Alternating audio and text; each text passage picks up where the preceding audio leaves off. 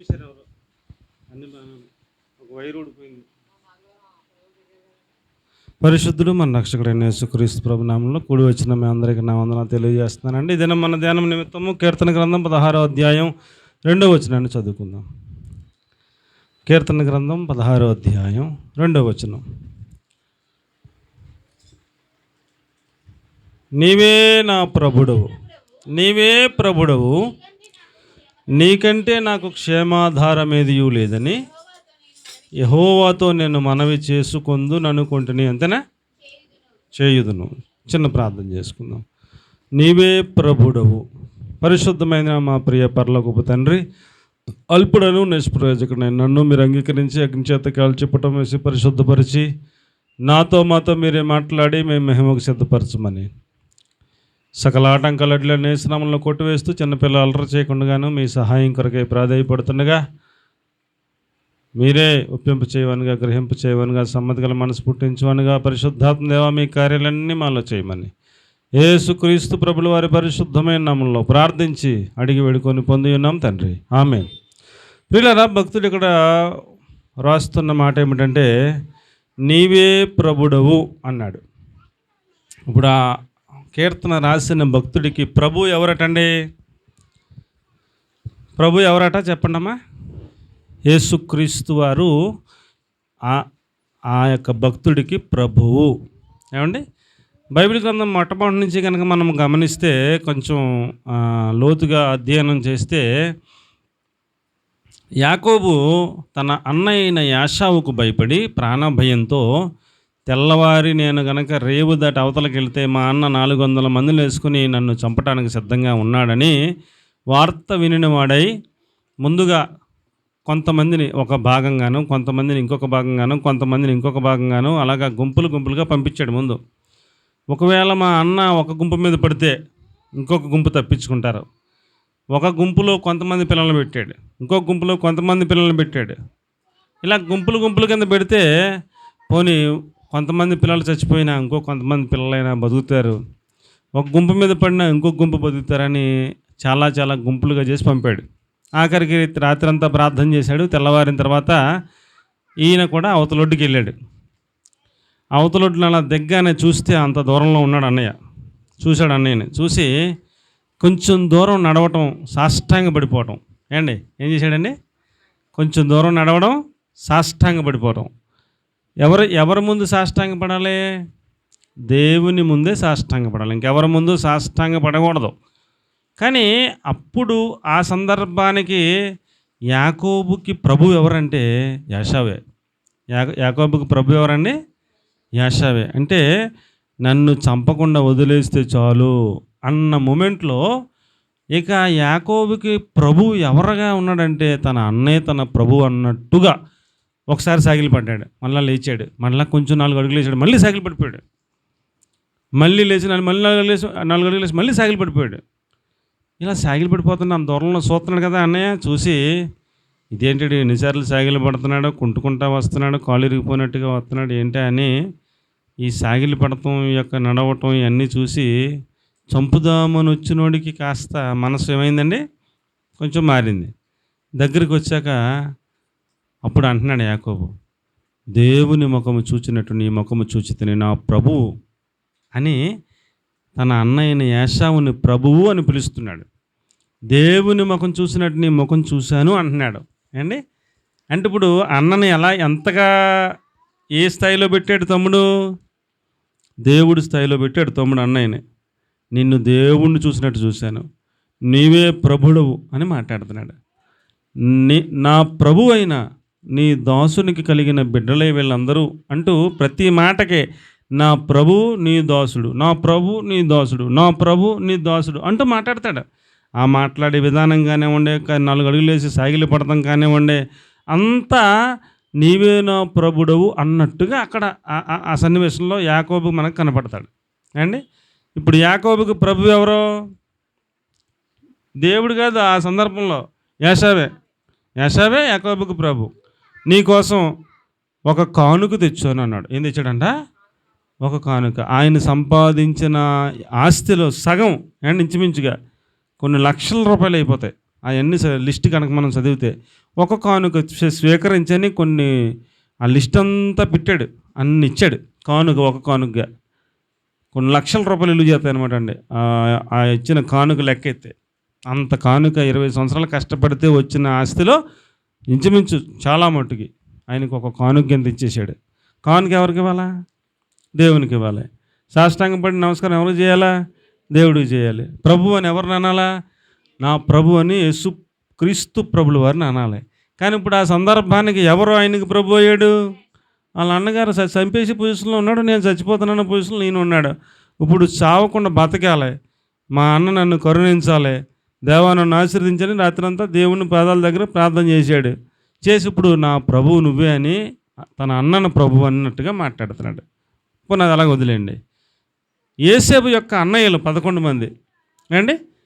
యేసేపుని కొట్టారు, చితక కొట్టారు, గోతులు వేశారు, అమ్మేశారు. యేసేపు వెళ్ళిపోయి ఐగుప్తులో ఉన్నాడు. ఐగుప్తు దేశానికి ప్రధానమంత్రి కూర్చున్నాడు. ఇప్పుడు ఈ యేసేపు అన్నలో ధాన్యం కొనుక్కుంటాక ఆయన దగ్గరికే వచ్చారు, వాళ్ళ తమ్ముడి దగ్గరికే. యేసేపు మరి ప్రధానమంత్రి పోస్టులో ఉన్నాడు కదా. వచ్చి వీళ్ళందరూ మాట్లాడుతున్నారు ఏమని?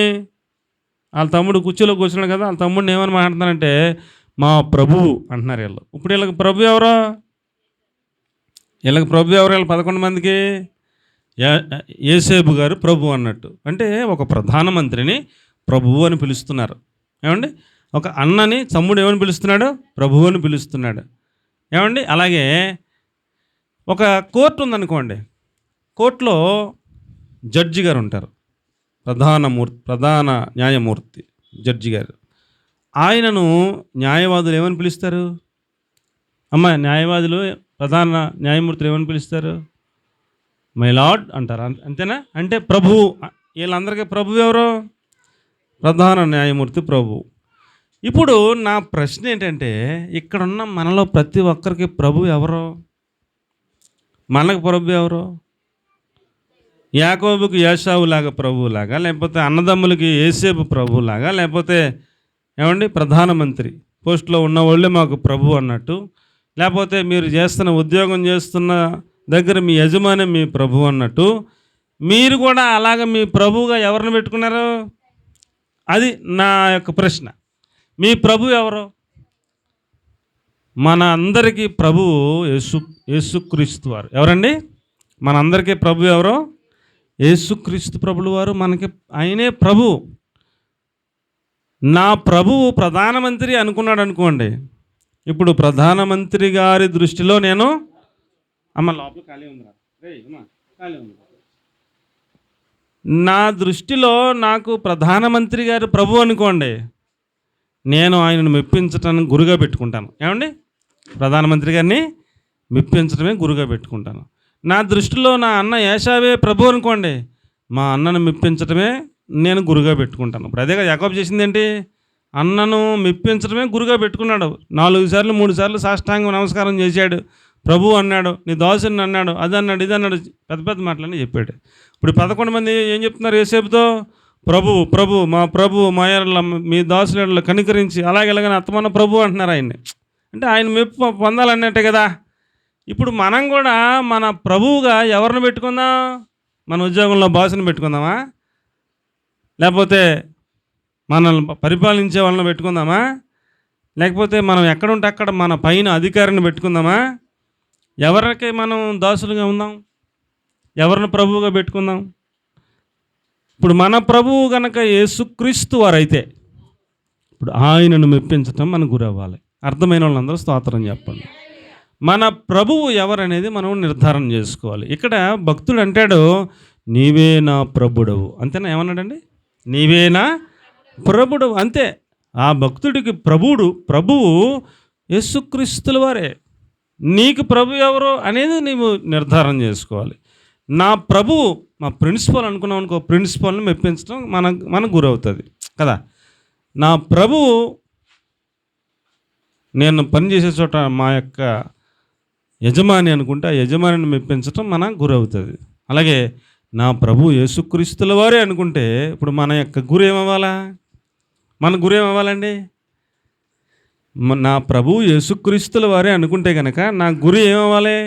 యేసుక్రీస్తు ప్రభుల వారిని మెప్పించడమే నా గురి అవ్వాలి కదా. కాబట్టి మన గురి యేసుక్రీస్తు ప్రభుల వారిని మెప్పించడమే అయితే గనక, ఏమండి, ఆయనే నాకు ప్రభు అని నేను అనుకునేటట్లయితే గనక ఆయన ఏం చెప్తున్నాడో కొంచెం జాగ్రత్తగా మనం గమనించాలని మీ అందరికీ మనవి చేసుకుంటూ ఉన్నాను. ఏమంటే నెంబర్ 1, నాతో పాటు రండి, త్వరగా మనం ముందుకెళ్ళిపోదాం. మత్తయి సువార్త 7:21. ప్రభువా నన్ను పిలిచి ప్రతివాడును పరలోక రాజ్యంలో ప్రవేశింపలేడు కానీ నా తండ్రి యొక్క చిత్తము చేయు ప్రతివాడు పరలోక రాజ్యంలో ప్రవేశించును అన్నాడు.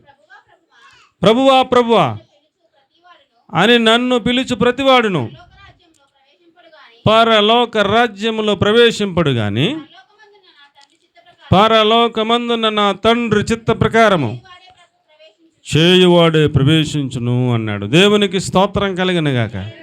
ఇప్పుడు మన ప్రభువు యేసుక్రీస్తుల వారే అయితే గనక, ఏమండి, మనం కేవలం ప్రభువా అని అంటే మనకి పరలోక రాజ్యం లేదట.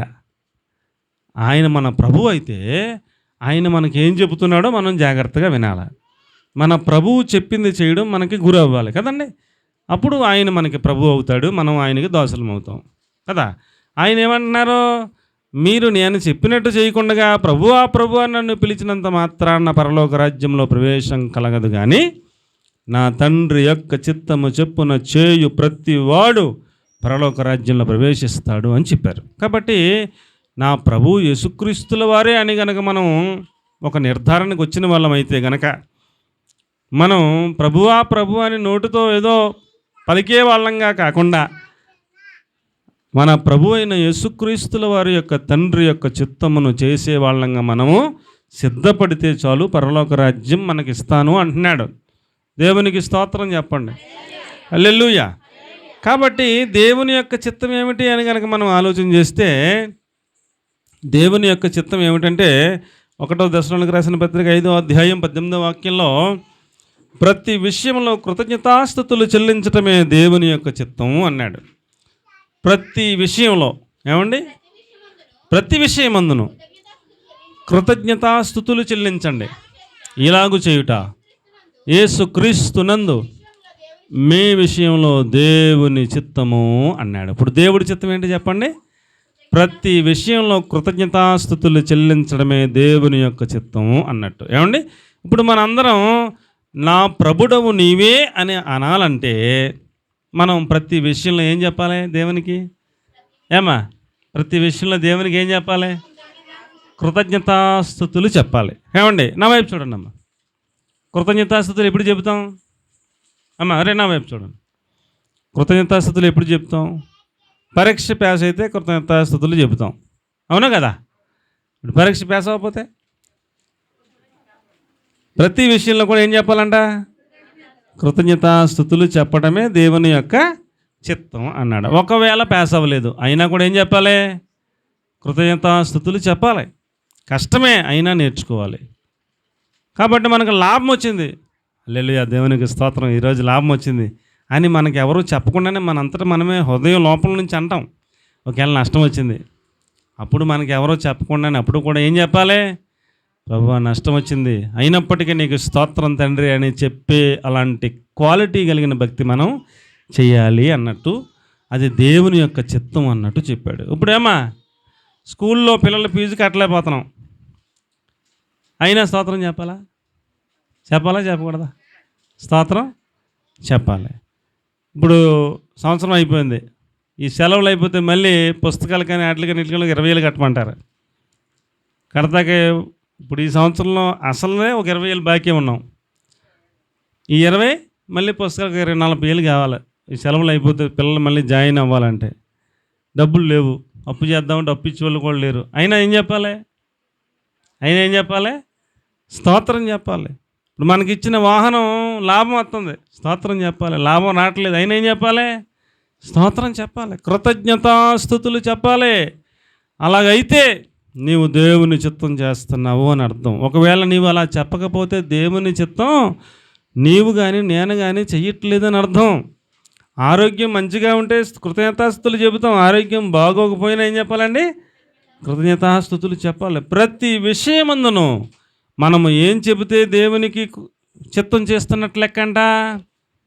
ప్రతి విషయమందును కృతజ్ఞతాస్తుతులు చెల్లించటమే దేవుని యొక్క చిత్తము అన్నాడు. కాబట్టి ఆరోగ్యం ఉన్నా దేవునికి స్తోత్రం, ఆరోగ్యం ఒకవేళ బాగోలేకపోయినా దేవునికి స్తోత్రం, పేస అయినా దేవునికి కృతజ్ఞతాస్థుతులు, ఒకవేళ పేస కాకపోయినా దేవునికి కృతజ్ఞతాస్థుతులు, ఆదాయం మంచిగా ఉన్నా, అభివృద్ధిలో ఉన్నా, వృద్ధిలో ఉన్నా ఏమండి దేవునికి స్తోత్రం, ఒకవేళ కష్టం అనుమతించబడిన దేవునికి స్తోత్రం, కృతజ్ఞతాస్థుతులు చెల్లించే వాళ్ళంగా మనము సిద్ధపడటమే దేవుని యొక్క చిత్తం అన్నట్టు చెప్పాడు. కాబట్టి మనం ఏమి నేర్చుకుంటే అప్పుడు మనం నీవే నా ప్రభుడు అని చెప్పచ్చు?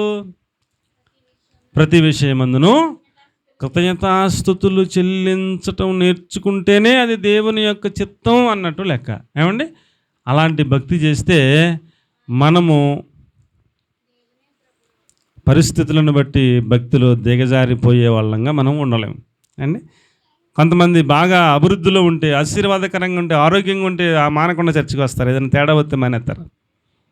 కొంతమంది అనారోగ్యంగా ఉన్నవాళ్ళు బాగుపడాలనే చర్చకు వస్తారు, బాగుపడ్డాక మానేస్తారు.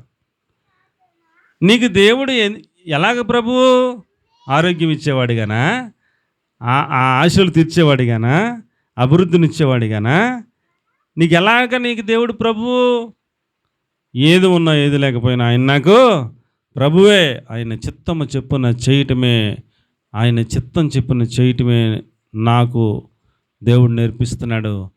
అలా చేస్తేనే నేను ఆయనకి బిడ్డని, ఆయన దాసుడను, నాకు ఆయన ప్రభువు అని మనం ఎవరైతే అర్థం చేసుకోగలుగుతామో, ఆయన చిత్తాన్ని చేయగలుగుతామో అప్పుడే మనం ఖచ్చితంగా చెప్పగలుగుతాం నీవేనా ప్రభుడవు అని చెప్పగలుగుతాం. కాబట్టి ప్రియులరా, ఆయన చిత్తము చెప్పున చేయకుండా ఏమండి సంతోషంగా ఉన్నప్పుడు మనం స్తోత్రాలు చెప్పి కృతజ్ఞతాస్తుతులు చెప్పి కొంచెం తేడా వచ్చినప్పుడు ఎందుకు వచ్చిన భక్తులే అండి, నా అంత భక్తి ఎవరు చేయరు, ప్రతి ఆదివారం మానకుండా వెళ్తాను, ప్రతి కూటానికి వెళ్తాను, నాకే ఈ కష్టాలు వస్తాయి, నాకే ఈ నష్టాలు వస్తాయి, దేవుడు ఏం మేలు చేసాడులేండి అని కొంచెం తేడా రాగానే ముఖం మార్చి కొంచెం నిరసన గలం వినిపించేటువంటి వాళ్ళమైతే దేవుని చిత్తము చెయ్యట్లేదని అర్థం. అందుకని దేవుని చిత్తం చెయ్యకపోతే ప్రభువా ప్రభువా అని పిలిచినా ఉపయోగం ఏమీ లేదు నాన్న, నీకు పరలోక రాజ్యం ఎవరని చెప్తున్నాడు చాలా క్లారిటీగా. కాబట్టి పరలోక రాజ్యం మనకు కావాలనేదే మన గురైతే, మన ప్రభువు ఆయనే యేసుక్రీస్తుల వారే అయితే కనుక మనము ప్రతి విషయమందును ఏం చేయాలంటండి, ప్రతి విషయం కృతజ్ఞతాస్తుతులు చెల్లించటం మనం నేర్చుకోవాలి అని మనకి దేవుడు నేర్పిస్తూ ఉన్నాడు. అలాగే ఈ యొక్క ఘటం అంటే ఏంటండి అయ్యా, ఈ ఘటం అంటే శరీరం. ఈ ఘటమును పరిశుద్ధత యందును ఘనత యందును కాపాడుకోవడమే దేవుని యొక్క చిత్తం అన్నాడు. ఏమంటే 40 రోజుల్లో మనం ఒక రోజున అది ధ్యానం చేసుకున్నాం, మీకు వచ్చిన వాళ్ళకి తెలుస్తుంది. ఏమంటే వచ్చారు కదా, మీరు వచ్చారు కదా. మన ఘటము అనగా ఈ శరీరాన్ని దేంట్లో కాపాడుకోవాలంట, పరిశుద్ధత యందు ఘనత యందు కాపాడుకోవడమే దేవుని యొక్క చిత్తం అన్నాడు. దేవుని యొక్క చిత్తం ఏంటి? ఈ ఘటము, ఈ యొక్క శరీరాన్ని పరిశుద్ధంగా కాపాడుకోవడమే దేవుని యొక్క చిత్తం. ఏమండి పరిశుద్ధంగా ఎలా కాపాడుకోవాలని చాలా రోజులు చెప్పాను అమ్మా. పరిశుద్ధంగా ఎలా కాపాడుకోవాలని పక్షుల గురించి తీసుకుని చెప్పాను, పశువుల గురించి తీసుకుని చెప్పాను, జంతువుల గురించి తీసుకుని చెప్పాను. పరిశుద్ధంగా మనం ఎలా కాపాడుకోవాలని చాలా రోజులు చెప్పాను. కాబట్టి మరలా చెప్పింది చెప్పరా పాసిపల్లుడు అన్నట్టుగా చెప్పను, కానీ చెప్పింది విన్నవాళ్ళు దాన్ని మరలా ఒకసారి గుర్తు చేసుకోవాలని మీకు నేను మనవి చేస్తూ ఉన్నాను. కాబట్టి ఈ ఘటమును పరిశుద్ధత యందును ఈ ఘటమును పరిశుద్ధత యందును ఘనత యందును కాపాడుకోవడమే దేవుని యొక్క చిత్తం అన్నాడు. ఇంకొక చోట చెప్పాడు, జారత్వమునకు దూరముగా ఉండటమే దేవుని యొక్క చిత్తం అన్నాడు. ఏమండి జారత్వం అంటే ఏంటి? భూమి మీద ఒక్క స్త్రీకి ఒక్క భర్త మాత్రమే ఉండాలి, ఒక్క పురుషుడికి ఒక్క భార్య మాత్రమే ఉండాలి అనేది దేవుని యొక్క చిత్తం. అండి నీకు ఒక్క భార్య ఉంటే ఆ భార్య ఆ సంబంధం పరిశుద్ధమైనది, ఆ పాన్పు నిష్కల్మషమైనది, ఆ ఒక్కటే అనుమతించబడింది. ఆ భార్య కాకుండా ఇంకెవరైనా ఉంటే అది పాపం, ఆ భర్త కాకుండా ఇంకెవరైనా తలంపుల్లో ఉంటే అది పాపం అన్నట్టు చెప్పాడు దేవుడు. కాబట్టి జారత్వమునకు దూరంగా ఉండటమే దేవుని యొక్క చిత్తం అన్నాడు. కాబట్టి మనం చాలా పరిశుద్ధంగా జారత్వానికి దూరంగా ఉంటూ దేవుడు మనకిచ్చిన భార్య అంతే, భర్త అంతే, ఇంక రెండో ఆలోచన లేకుండా జీవించటమే దేవుని యొక్క చిత్తం అన్నట్టు మనం ఉండాలని, అలాగున్న దేవుని యొక్క చిత్తాన్ని చేస్తూ ఉండేవాళ్ళమైతే నీవే నా ప్రభుడవు అని చెప్పగలిగిన అర్హత మనకు వస్తుందని మీకు నేను మనవి చేసుకుంటా ఉన్నాను. నేను నాకు భార్య ఉండగానే నేను కొంచెం దారి తప్పుతా, నీవే నా ప్రభుడవు అంటే వాల్యూ లేదు అని చెప్తున్నాడు. అది నీకు భర్త ఉండగానే నీవు దారి తప్పుతూ నీవే నా ప్రభుడవు దేవా, నీవే నా ప్రభుడవు అని అన్నా పరలోక రాజ్యం అంత అమాయకంగా ఎవరు బాబు అని చెప్తున్నాడు. కాబట్టి నీవే నా ప్రభుడవు అని మనలో ప్రతి ఒక్కళ్ళం చెప్పగలిగిన స్థితిలో అర్హులంగా ఉండాలి అని అంటే ప్రభువా ప్రభువా అన్నంత మాత్రాన్న అవదు, కానీ నా తండ్రి యొక్క చిత్తము చొప్పున చేయు ప్రతివాడు ఆయన చిత్తం చొప్పున చేస్తూ ఉంటే చాలు పరలోక రాజ్యం మీకు ఇవ్వబడుతుంది అని చెప్పాడు. కాబట్టి మనం నోటితో ప్రభువా ప్రభువా అనే వాళ్ళంగా ఉండే జాబితాలో ఉండకుండా దేవుని యొక్క చిత్తము చొప్పున చేసే ప్రతి ఒక్క వ్యక్తిగా మనం ఉండేటట్లుగా ఆయన చిత్తం ఎలాగ చేయాలి, జాగ్రత్తమునకు దూరంగా ఉండటం మనం నేర్చుకోవాలి. పరిశుద్ధత యందు ఘనత యందు ఈ ఘటమును ఎట్లా కాపాడుకోవాలో జాగ్రత్తగా తెలుసుకుని ఉండాలి. అలాగే ప్రతి విషయంలోనూ ఏం చెప్పాలండి, కృతజ్ఞతాస్తుతులు చెల్లించే వాళ్ళంగా మనము సిద్ధపడుతూ ముందుకు సాగిపోవాలి. అలాగైతే మనం చెప్పవచ్చును నీవేనా ప్రభుడవు అని చెప్పచ్చు. అప్పుడు ఆయన కూడా అంటాడు, నేనే నీ ప్రభుడను, ఎస్ నీకు పరలోక రాజ్యం ఇవ్వబడుతుందని చెప్తాడు. దేవునికి స్తోత్రం కలుగునుగాక. హల్లెలూయా. ఇంకెక్కువ చెప్పలేను. 2వ మాట లోకాసు వార్త 10వ అధ్యాయం 27వ వచనం. లోకాసు వార్త 10వ అధ్యాయం 27వ వచనం. ఆయన మనకి ప్రభు అయితే కనుక మన పూర్ణ హృదయంతోనూ, మన పూర్ణ వివేకముతోనూ, మన పూర్ణ బలముతోనూ, మన పూర్ణ శక్తితోనూ నీ దేవుడైన ప్రభువును నీ పూర్ణ హృదయంతోనూ, నీ పూర్ణ మనస్సుతోనూ, నీ పూర్ణ శక్తితోనూ, నీ పూర్ణ వివేకముతోనూ ప్రేమింపవలెను. నిన్ను వల్ల నీ పొరుగువానిని ప్రేమింపవలెను అంటూ చెప్పాడు. ఏమండి, ఎలా ప్రేమించాలట అమ్మ? ఎలా ప్రేమించాలంట? సగం సగం ప్రేమ కాదంట, పూర్ణ హృదయంతో, పూర్ణ మనస్సుతో, పూర్ణ శక్తితో, పూర్ణ వివేకముతో నీ ప్రభువును ప్రేమింపవలెను. అలాగే నిన్ను వలె నీ పొరుగువానిని ప్రేమింపవలెను అని చెప్పాడు. ఆయనని అడిగిన ధర్మశాస్త్రోపదేశకుడు అవునుగానే నా పొరుగువాడెవడు అని అన్నాడు యేసుప్రభుతో. ఇప్పుడు పొరుగువాడెవడో అతనికి తెలియదట. ఏమండి, నీ పొరుగువాడెవడో నాకు తెలియదని చెబితే అప్పుడు యేసుప్రభు చెప్పాడు, ఒక వ్యక్తి యెరూషలేము నుంచి యెరికోకు ప్రయాణమై వెళుతూ ఉంటే మార్గంలో దొంగలు కాసి అతడి వస్త్రములను దోచుకుని చితక్కొట్టి రక్తల్లా కారుతుండగా కొరప్రాణంతో విడిచి వెళ్ళిపోయారు. అతడు మూలుగుతూ కొద్దిసేపట్లో చచ్చిపోయే స్థితిలో ఉండగా ఆ మార్గంలో యాజకుడు వెళ్ళాడు. ఎవరు వెళ్ళారండి? యాజకుడు వెళ్ళాడు. అతడిని చూశాడు కానీ నాకెందుకులే వెళ్ళిపోయాడు. తర్వాత లేవీయుడు వెళ్ళాడు, నాకెందుకులే వెళ్ళిపోయాడు. తర్వాత సమరయుడు ఒక అతను వచ్చి అతడు కొరప్రాణంతో ఉండటం చూసి అతడు తన వాహనం దిగి తన దగ్గర ఉన్న ద్రాక్షారసం అతడికి పట్టించినప్పుడు ఆ ద్రాక్షారసం త్రాగగానే అతడికి కాస్త శక్తి వచ్చి ప్రాణం తెప్పరెళ్ళి చనిపోయేవాడు బతికాడు. ఆ తర్వాత అతడి దగ్గర నూనె ఉంటే ఆ నూనెతో గాయాలను కట్టి తన వాహనం మీద ఎక్కించుకుని తీసుకెళ్ళి పూటకోళ్ళవానికి అప్పగించి, అయ్యా నీకు 2 దేనారాలు నేను ఇస్తున్నాను, ఈ 2 దేనాలతో ఇతడికి పరిచర్య చేసి ఇతడి గాయాలన్నీ మానిపోయి మచ్చలు కూడా లేకుండా ఇతడు ఆరోగ్యవంతుడిగా అయ్యేంత వరకు నీవు పరిచర్య చెయ్యి, నేను మళ్ళీ వస్తాను, అప్పుడు నీకు బాకీ చెల్లిస్తానని చెప్పి అతడికి అప్పగించి వెళ్ళిపోయాడు. ఇప్పుడు ఆ యొక్క దొంగల చేతిలో చిక్కి చచ్చిపోయేలాగా ఉన్నవాడికి పొరుగువాడు ఎవడు అని అడిగాడు యేసుప్రభు. ఇంకెవడు పొరుగోడు? యాజకుడు కాదు, లేవీయుడు కాదు. అతడిని దగ్గరికి చేరదీసి ద్రాక్షరసం పట్టించి ఏమండి నూనెతో గాయములను కట్టి పూటకోళ్ళవాడి దగ్గర అప్పచెప్పి నేను బాకీ కడతానని చెప్పి జీతం ఇస్తానని చెప్పి ఆయనే పొరుగువాడు అవుతాడు కదా. కాబట్టి నిన్ను నీవు ఎలాగైతే ప్రేమించుకుంటావో అలాగే నీ పొరుగువారిని కూడా ప్రేమించటం నేర్చుకుంటేనే నీవు నన్ను ప్రభువు అంటానికి అర్హుడు అని చెప్పాడు. దేవునికి స్తోత్రం కలిగినగా. ఆయనను ఎలా ప్రేమించాలన్నాడు? పూర్ణ శక్తితో, పూర్ణ వివేకంతో, పూర్ణ మనస్సుతో, పూర్ణ హృదయంతో ఆయనను ప్రేమించవలెను అన్నాడు. ఇప్పుడు ప్రేమించటం అంటే అర్థం ఏంటండి? ప్రేమ క్రియలలో చూపించాలి. ప్రేమ ఎందులో చూపించాలి? క్రియలలో చూపించాలి.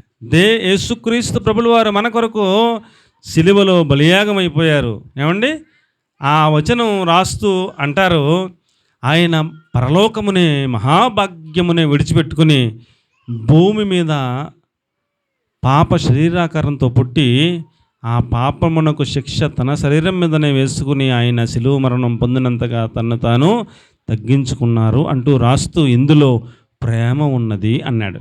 అందులో ఏముందండి? నిన్ను నన్ను ఆయన ప్రేమించాడు కాబట్టి ఆ ప్రేమ కోసం ఆయన తన ప్రాణాన్ని పెట్టాడు అన్నట్టు. ఇప్పుడు మనం కూడా మన పూర్ణ హృదయంతో, మన పూర్ణ శక్తితో, మన పూర్ణ మనస్సుతో, మన పూర్ణ వివేకంతో దేవుని ప్రేమించే వాళ్ళమైతే మనం కూడా ఆ ప్రేమను రుజువు చేయడానికి మనలో కూడా ఏముండాలండి? క్రియలు ఉండాలి. ఏముండాలి?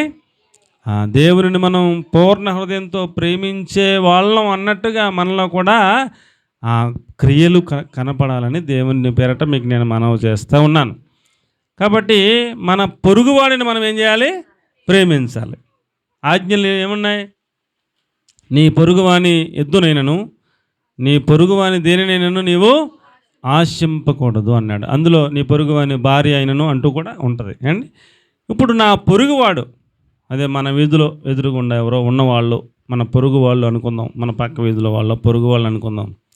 ఇప్పుడు వాళ్ళది ఎద్దు కానీ గాడిద కానీ భార్య కానీ ఏదైనా నేను ఆశించకూడదు అన్న మాటలో ఏమి దాగుంది? నా పొరుగువాడిని నేను ఆశిస్తే అతడికి నష్టం చేసినట్ట కాదా?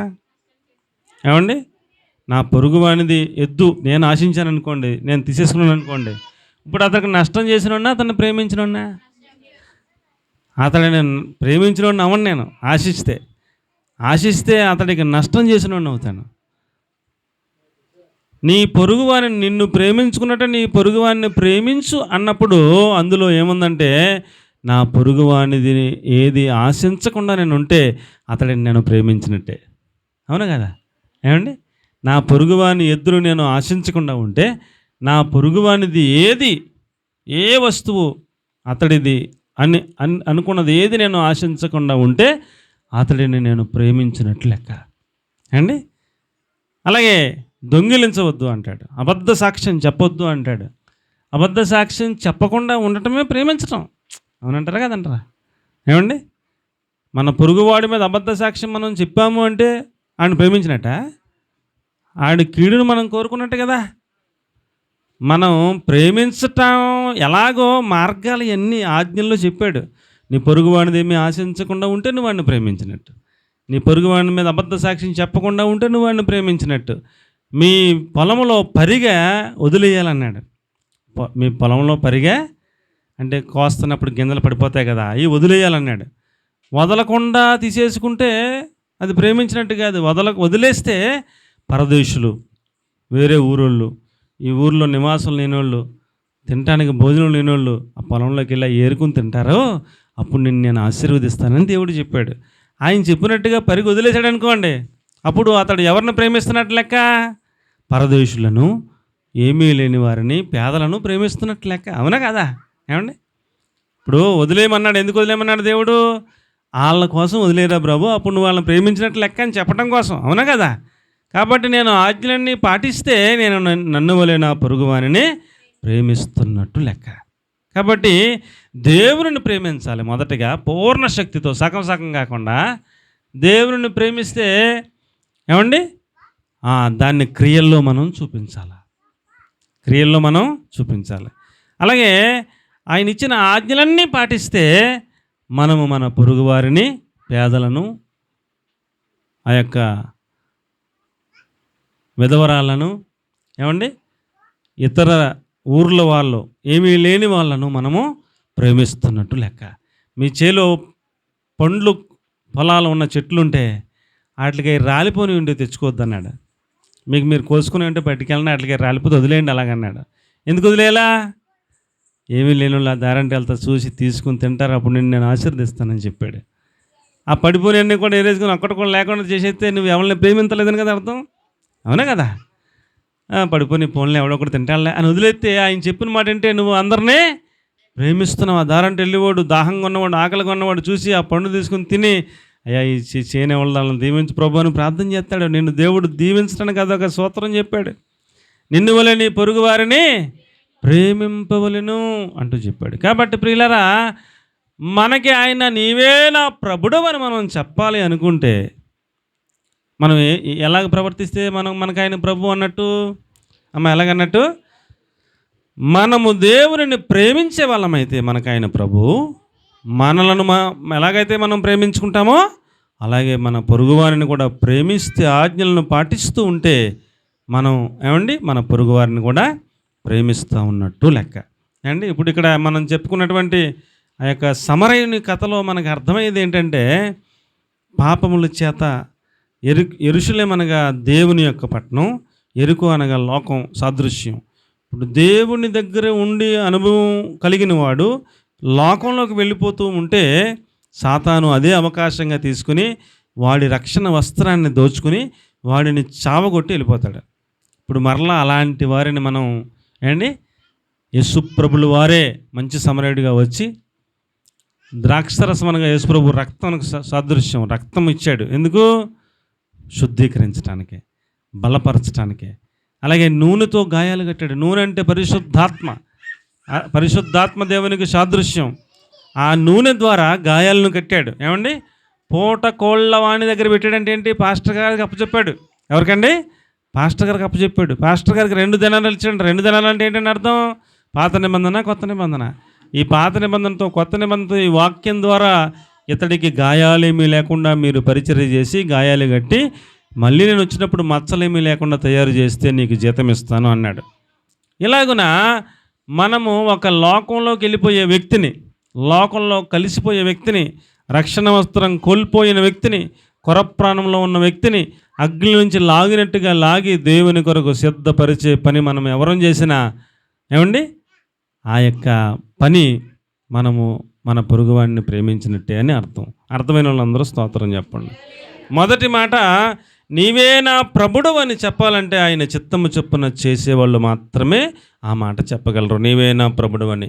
రెండవ మాట, మన పూర్ణ హృదయంతో, పూర్ణ వివేకంతో, పూర్ణ మనస్సుతో ఆయనను ప్రేమిస్తే, మన వలె మన పొరుగు వారిని ప్రేమిస్తేనే నీవే నా ప్రభుడు అని చెప్పగలిగిన అర్హులం అన్నట్టు. మూడవ మాట, 1 పేతురు 3వ అధ్యాయం 15వ వచనం, ప్రభువును మన హృదయంలో ప్రతిష్ఠించుకుని మనలను హేతువడుగు ప్రతివాడికి సాత్వికంతో సమాధానము చెబుతూ ఉంటే గనక ఆయన మనకి ప్రభువు అన్నట్టు లెక్క.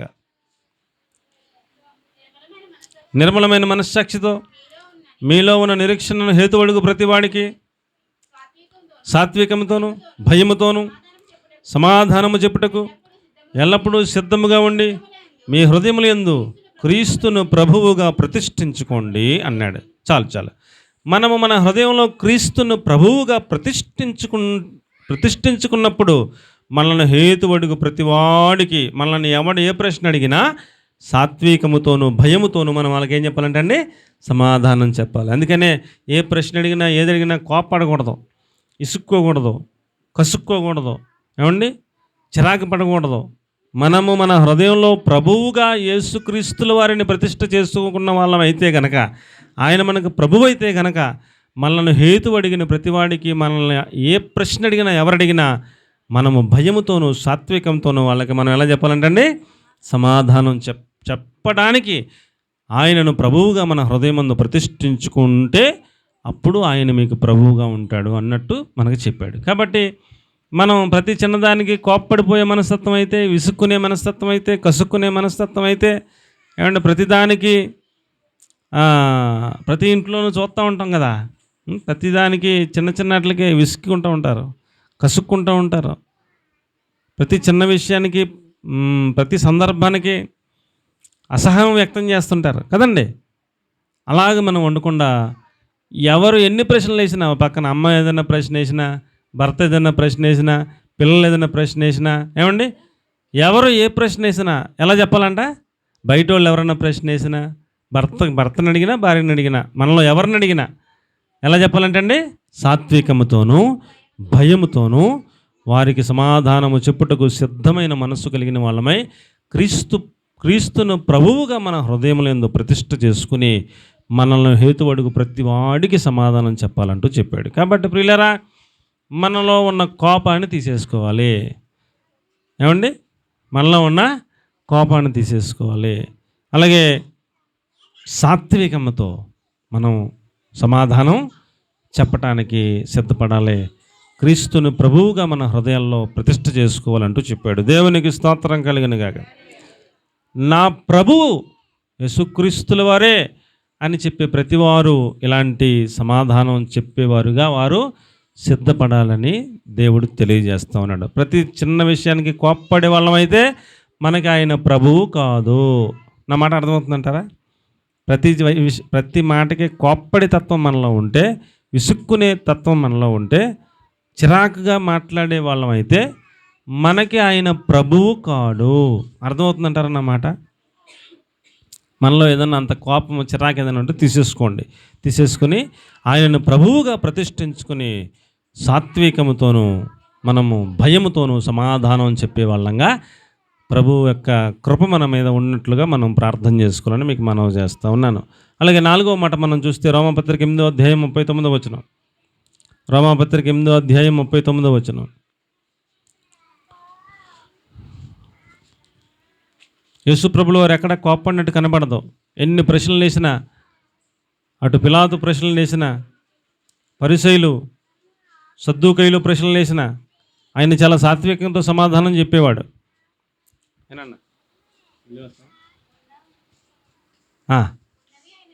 అలాగే పౌలు గారిని కూడా చాలాసార్లు బంధించిన, చెరసాలలో వేసిన సాత్వికంతో సమాధానం చెబుతూ ఉండేవాడు. అలాగున మనం కూడా నేర్చుకోవాలన్నట్టు దేవుని వాక్యం తెలియజేస్తుంది. రోమా 8:39లో ఉన్నవైనను రాబోవునవైనను అధికారులైనను ఎత్తైనను లోతైనను సృష్టింపబడిన మరి ఏదైనను మన ప్రభు అయిన యేసు క్రీస్తు నందలి ప్రేమ నుండి మనలను ఎడబాప నేరవని రూఢిగా నమ్ముచున్నాను అన్నాడు. ఇప్పుడు నాకు ఆయన ప్రభు అయితే, మీలో ప్రతి ఒక్కరికి ఆయన ప్రభు అయితే, మన ప్రభు ఆయనని మనం చెప్పే బిడ్డలమైతే, ఏమండి, మనలను ఆయన నుంచి వేరు చేయగలిగింది ఏది లోకంలో లేదు అన్నట్టు మాట్లాడాడు. ఏమండి, చూడండి ప్రియులారా, ఈ లోకం మాత్రమే కాదు, మరణమైనను ఏంటంట, ఇక మనకి ఆఖరి మధ్యలో ఏంటి? మరణమే కదా.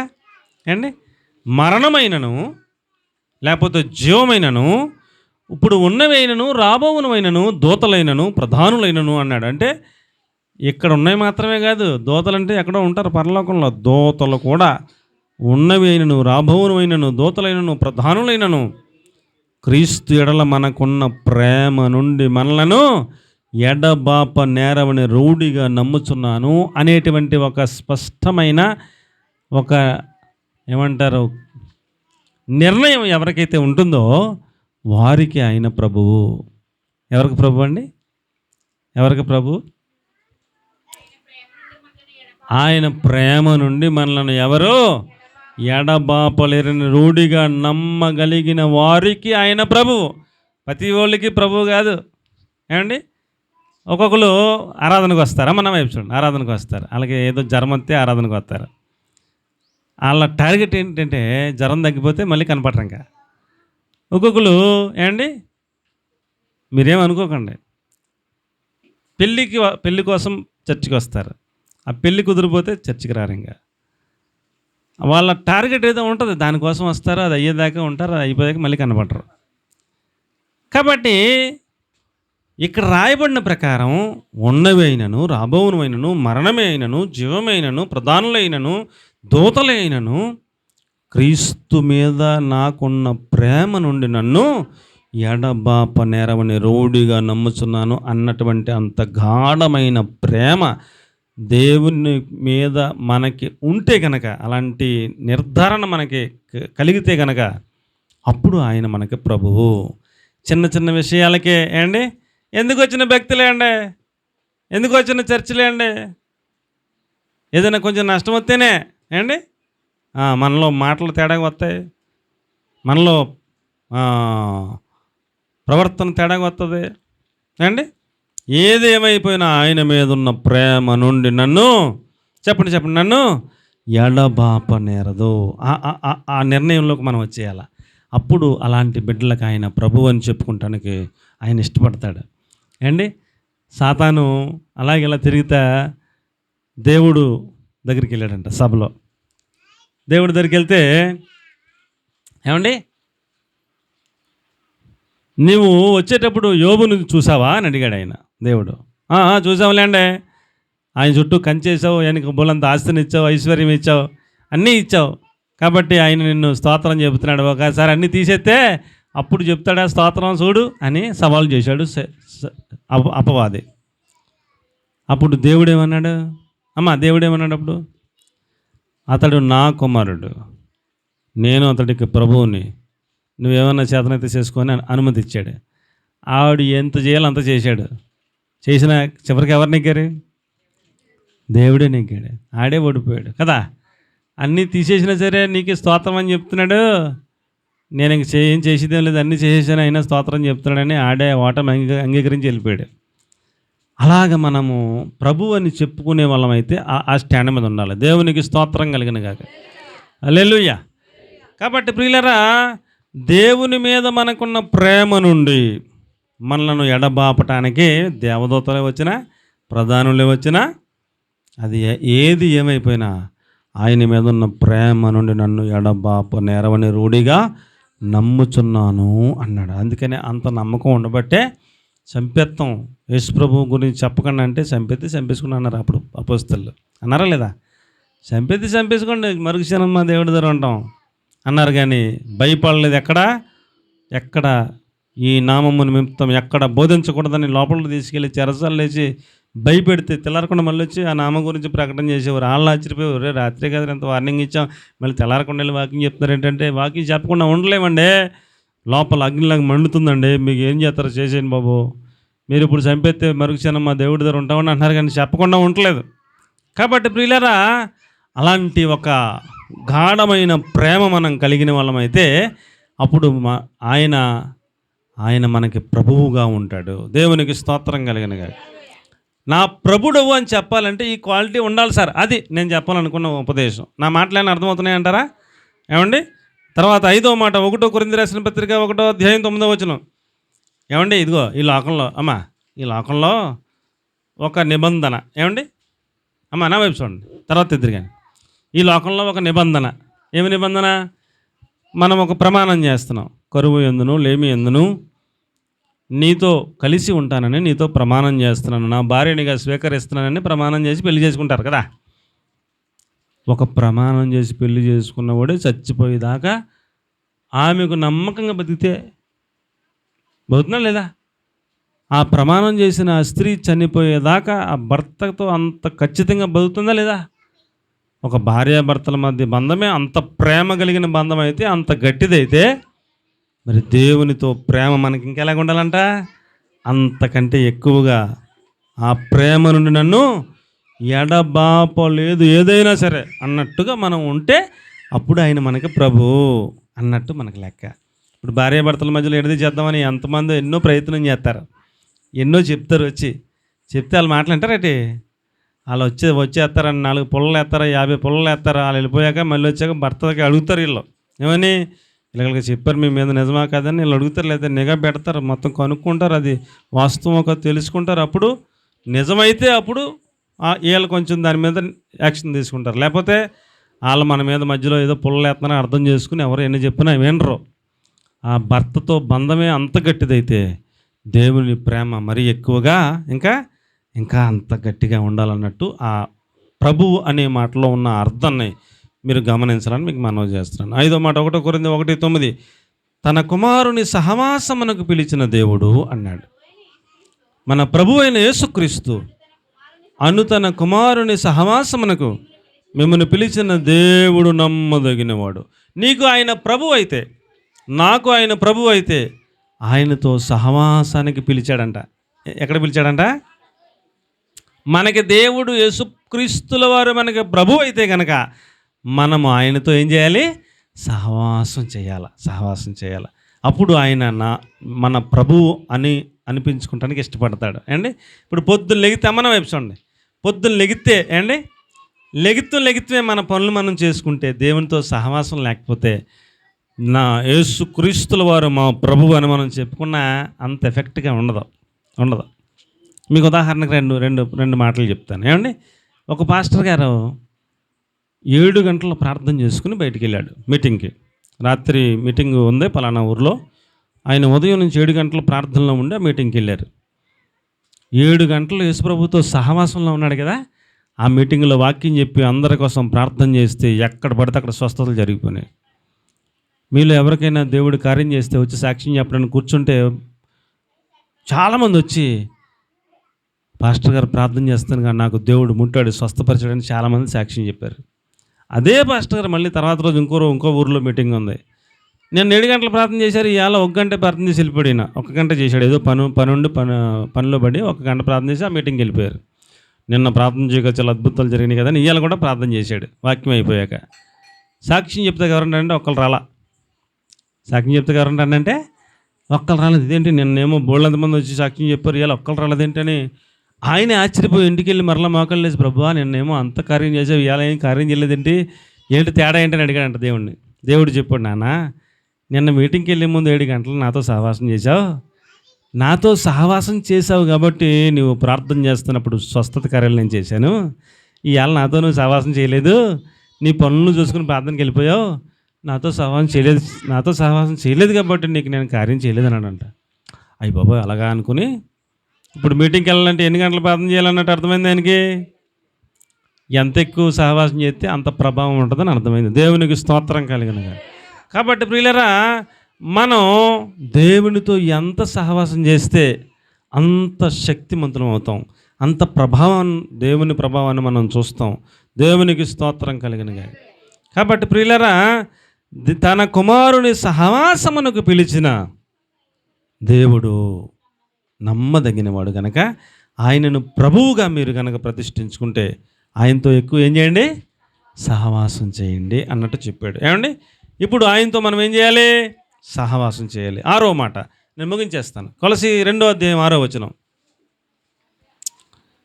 కొలసి 2:6, ఆయన యందు వేరు పారిన వారై ఇంటి వలె కట్టబడుచు అన్నాడు. ఆయన మనకి ప్రభువు అయితే కనుక కావున మీ ప్రభు అయిన యేసుక్రీస్తును అంగీకరించిన విధముగా ఆయన యందు వేరు పారిన వారై ఇంటి వలె కట్టబడుచు చాలు ఇంటి వలె కట్టబడుచు. ఆయనే మనకి ప్రభు అయితే మనము ఇంటి వలె కట్టబడాలి అన్నాడు. నా వైపు చూడండి అమ్మా. ఏమండి, నా వైపు చూడండి. ఇప్పుడు 1 పేతురు 2వ అధ్యాయం 5వ వచనంలో అంటాడు, ఆత్మ సంబంధమైన మందిరముగా మనము కట్టబడాలి అన్నాడు. ఎఫెసీ 2:22 అన్నాడు, దేవునికి నివాస స్థలమై ఉండుటకు మనము కట్టబడాలి అన్నాడు. ఏమండి, ఇప్పుడు ఏమండి ఈ ఇల్లు కట్టబడాలంటే ఇటువైపు ఒక గోడ, ఇటువైపు ఒక గోడ, ఇటువైపు ఒక గోడ, వెనకాల గోడ, 4 గోడలు ఉండాలి కదా. ఉండాలా వద్దా? ఈ 4 గోడలతో పాటు కిటికీలు గుమ్మాలు కూడా ఉండాలి, తలుపులు ఉండాలి. ఇవన్నీ ఉంటేనే ఇల్లు, నివాసయోగ్యమైన ఇల్లు. ఇప్పుడు ఈ 4 వైపులా గోడ కట్టి తలుపు లేదనుకోండి, గుమ్మం ఉంది తలుపు లేదు, అప్పుడు నివాసయోగ్యమా? చెప్పరేటండి, నివాసయోగ్యమా? తలుపు పెట్టలా, ఇవన్నీ కట్టాం, తలుపు పెట్టలేదు, నివాసయోగ్యమా? చెప్పరేటండి అమ్మా, తెలుగే కదా నేను మాట్లాడేది. అన్నీ పెట్టాం, తలుపులు పెట్టలేదు, నివాసయోగ్యమా కాదా? కాదు. తలుపు లేదు కాబట్టి కుక్క రావచ్చు, ఇంకోటి రావచ్చు, ఏదైనా రావచ్చు. నివాసయోగ్యం కాదు. ఒకవేళ ఇటువైపు గోడ కట్టలేదు, మొత్తం ఇటువైపు వెనకాల అటువైపు 3 వైపులా కట్టాం, నివాసయోగ్యమా? కాదు. ఇప్పుడు మనము దేవునికి నివాసయోగ్యమైన మందిరముగా మనం కట్టబడాలంట. ఎలా కట్టబడాలంట? మనము ఈ శరీరము దేవుని మందిరం అన్నట్టు ఈ శరీరాన్ని మనము దేవునికి నివాసయోగ్యమైన మందిరముగా మనం కట్టుకోవాలని చెప్తున్నాడు. అమ్మా, ఎలా కట్టుకోవాలంట? దేవునికి నివాసయోగ్యంగా మన శరీరాన్ని మనం మందిరంలాగా కట్టుకోవాలంట. ఏమండి, ఇప్పుడు మన శరీరాన్ని మందిరంలాగా కట్టుకోవాలంటే నా వైపు చూడండి అమ్మా. దేవుడు నివాసయోగ్యమైన ఇల్లు ఎలా ఉండాలంటే, ఏమండి నా వైపు చూడండి, దేవునికి నివాసయోగ్యమైన మందిరం ఎలా ఉండాలంటే ఆ మందిరంలో బలిపీఠం ఉండాలి. ఏముండాలండి? బలిపీఠం అనగా సమర్పణ. చెప్పండి ఏంటండి? నా జీవితంలో సమర్పణ అనే ఒక గోడ కట్టుకోవాలి. నేను ఒక గోడ కట్టుకున్నాను, సమర్పణలోకి వచ్చాను. ఆ ఒక్క గోడ కట్టుకుంటే దేవుడు నివాసం ఉండటానికి అర్హత ఉన్నట్ట నాలో లేదు. ఒక సమర్పణ అనే బలిపీఠాన్ని కట్టుకున్నాను. తర్వాత గంగాళమును కట్టుకోవాలి. గంగాళం అనగా శుద్ధీకరణ. గంగాళం అంటే ఏంటండి? శుద్ధీకరణ. మందిరంలో ఉంటాయి ఇవన్నీ కూడా. గంగాళం అనే గోడ ఈ పక్క గోడ కట్టాను. ఇప్పుడు గంగాళం అనే గోడ కట్టాను. శుద్ధీకరణ నా జీవితంలో జరుగుతూ ఉంది. సమర్పణ నా జీవితంలో గోడ కట్టాను. సమర్పణ నేను చేసుకున్నాను. ఏమండి? 2 గోడలు కట్టాను. అక్కడితో అయిపోయిందంటే అవలా. అప్పుడు పరిశుద్ధ స్థలంలోకి వెళ్ళాలి.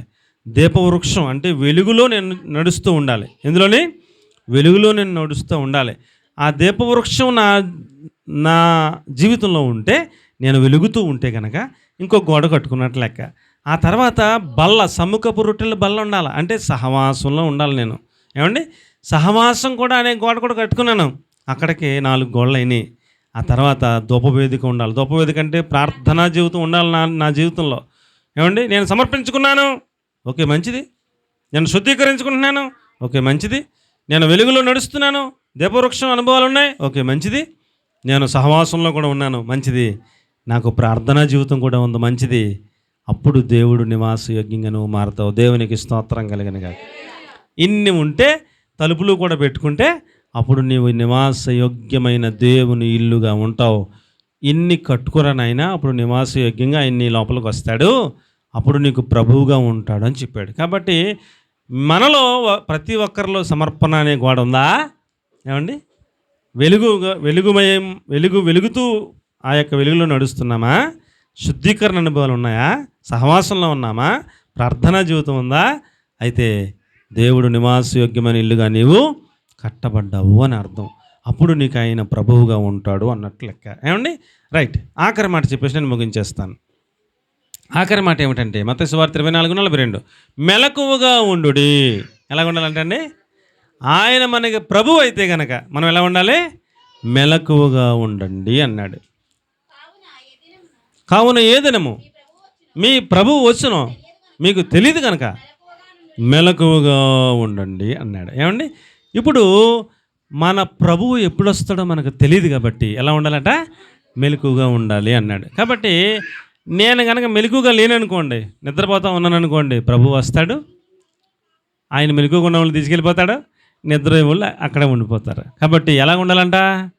ఆయన నా ప్రభువు అని నేను చెప్పే వ్యక్తినైతే ఎలా ఉండాలంటే అండి, మెలకువగా ఉండాలి అని దేవుని వాక్యం చెప్తూ ఉంది. కాబట్టి ప్రియులారా, ఏమండి నా వైపు చూడండి. మెలకువగా ఉండటం అంటే చాలా అర్థాలు ఉంటాయి. అందులో ఒకటి చెప్పి నేను ముగించేస్తాను.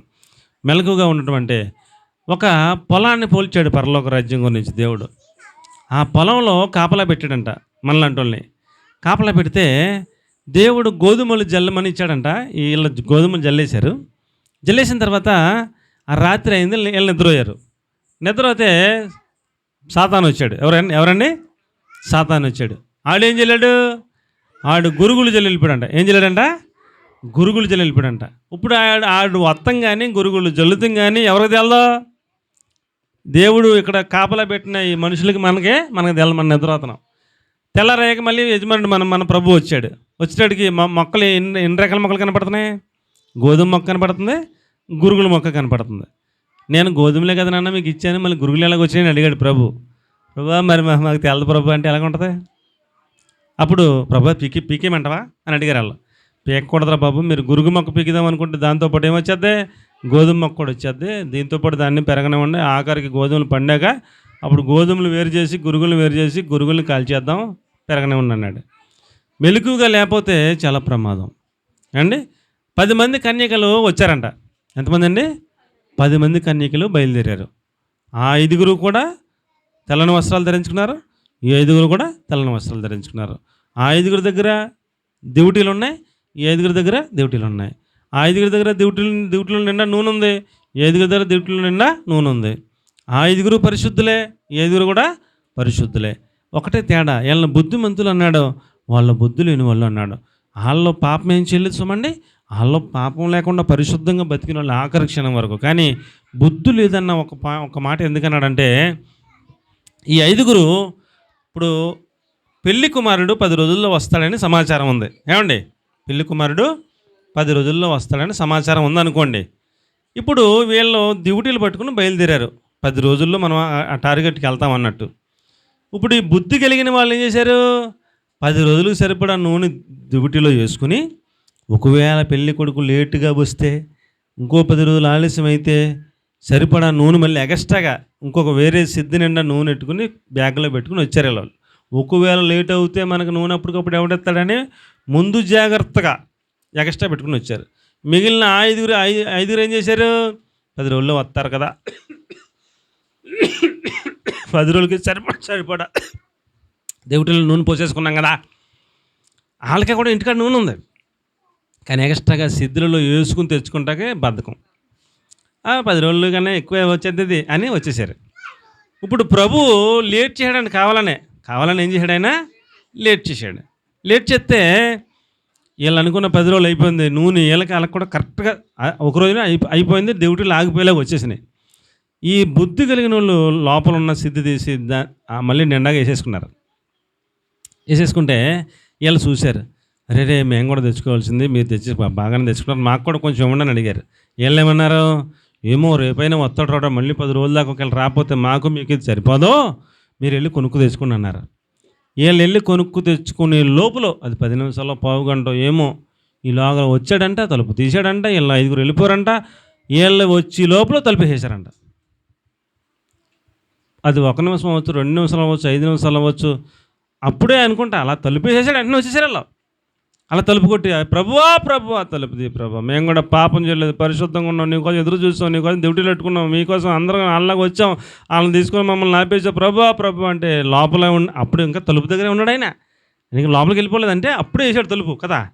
ఆయన అంటాడు, మీరెవరో నేను ఎరగను, నన్ను ఎరగను, అక్రమం చేయవారు వెళ్ళిపోండి అంటున్నాడు. ఎంత పెద్ద తప్పు అండి ఇది అండి, ఎంత పెద్ద తప్పు. ఎక్స్ట్రాగా నూనె తెచ్చుకోకపోవడమే తలుపు వేయడానికి కారణం, అంతేనా? వాళ్ళైనా పాపం చేసినట్టుగా ఉంది అక్కడ? ఏమి లేదు పాపం చేసినట్టు. వాళ్ళు కొంచెం మెలకువ లేకుండా, ఏంటండి అది మెలకువ అంటే కొంచెం ముందు జాగ్రత్త లేకుండా ఉండటమే వాళ్ళకి తలుపు వేయడానికి కారణం. అసలు మీరెవరో నేను ఎరగనన్నట్టు మాట్లాడాడు ప్రభు. కాబట్టి ప్రియులారా, మనం ఎలాగ ఉండాలి? మెలకువగా ఉండాలి. ఎప్పుడు ప్రభు వస్తాడో ఆ క్షణంలో మనం మెలకువగా ఉంటే ఆయన మనల్ని తీసుకెళ్ళిపోతాడో, నిద్రపోతే అయిపోతాం. అంటే మరి 24 hours నిద్రకుండా కళ్ళు తెరిచలా చూడమంటావా దయ్యంలాగా అన్నట్టు కాదు. ఆత్మలో మనం ఎలా ఉండాలి? సిద్ధపడి మెలకువగా ఉండాలి. శరీరం అన్నాక 12 గంటలు కష్టపడతాం, ఒక 7 గంటలు 6 గంటలు నిద్రపోతాం. అది దేవుడు నిద్రపోద్దని ఏం చెప్పట్లా. కాకపోతే ఎప్పుడు ఆయన వచ్చిన ఆయన శబ్దం వినే ఆ బోర శబ్దానికి మనం ఎలా ఉండాలంటే అండి, మెలకువగా ఉండాలి. బోర శబ్దం వినలేనంత అజాగ్రత్తగా ఉండకూడదు, అశ్రద్ధగా ఉండకూడదు. ఏమండి, నా మాటలు అర్థమవుతున్నాయా? ఏమండి, కొంచెం ముందు జాగ్రత్తగా ఏంటండి, నూనె ఇంకా ఎక్స్ట్రా ఉంటే నష్టమే ఉందని ఎక్స్ట్రా తెచ్చుకోవటమే వాళ్ళ ప్లస్ పాయింట్ అయింది, వీళ్ళు తెచ్చుకోకపోవటమే మైనస్ పాయింట్ అయింది. వీళ్ళు మిగిలిపోయారు, వాళ్ళు వెళ్ళిపోయారు, అంతే తేడా. కాబట్టి నా ప్రభువు, నీవే నా ప్రభుడు, మై కింగ్, నీవే నా రాజు అని నేను చెప్పాలని అంటే నేను మెలకువగా ఉంటేనే చెప్పగలను. నా మాటలు అర్థమవుతున్నాయంటారా? మొదటగా ఏం చేయాలి? ఆయనే నా ప్రభు అని చెప్పాలంటే ఆయన చిత్తం చెప్పని చేయాలి. రెండోది ఏంటి చెప్పండి? ఆయనే నా ప్రభు అంటే నా పూర్ణ హృదయంతో ఆయన్ని ప్రేమించాలి, నా పొరుగువాడిని కూడా ప్రేమించాలి. ఆయనే నా ప్రభు అయితే నన్ను హేతు అడిగే ప్రతివాడికి నేను సాత్వికంతో సమాధానం చెప్పడానికి సిద్ధ మనసు ఉండాలి. ఆయనే నా ప్రభు అయితే అసలు ప్రధానులు వచ్చినా దేవదత్తలు వచ్చినా ఆయన మీద నాకున్న ప్రేమ నుండి ఎవరు నన్ను ఎడబాపనేర్రని రూఢిగా నమ్మి ఆ స్థితిలో నేను ఉంటే ఆయన నాకు ప్రభు. ఆయనే నా ప్రభు అని చెప్పాలంటే ఆయన కుమారునితో సహవాసం ఉండాలి. ఆయనే నా ప్రభు అని చెప్పాలంటే ఆయనకు నివాస యోగ్యమైన ఒక ఇంటి వలె నన్ను నేను కట్టుకోవాలి. ఆయనే నా ప్రభు అని నేను చెప్పాలనుకుంటే మెలకువగా ఉండాలి. అప్పుడు ఆయన నా ప్రభు అని నేను చెబుతాను, అప్పుడు ఆయన నా కుమారుడు, నా కుమార్తె అని చెబుతాడు. మనలను అంగీకరిస్తాడు, స్వీకరిస్తాడు. ఆ పరలోక రాజ్యంలో మనం అర్హులమై ఆయనకు ప్రభువుగా మనం అక్కడ ఉండటానికి అవకాశం ఉంటుందని దేవుడు ఈ మాటలో మన వెనుకల్లో ఆశీర్వదించునుగాక. మనందరం కూడా ఆయనే నా ప్రభు అని చెప్పగలిగిన స్థితిలోకి పరిశుద్ధాత్మ దేవుడు మనందరినీ నడిపించునుగాక. ఆమేన్. పరిశుద్ధమైన తండ్రి, మీరు ఇచ్చిన వర్తమానం కొరకు స్తోత్రాలు. ఇచ్చిన వర్తమానాన్ని మీరు నిలుగట్టి ఫలింపు చేయండి, దుష్టుడు ఎత్తిపోకుండా సహాయం చేయండి. అలాగే సిద్ధపడే కృప దయచేయండి. యేసు నామములో ప్రార్థించి అడిగి వేడుకొని పొంది ఉన్నాం.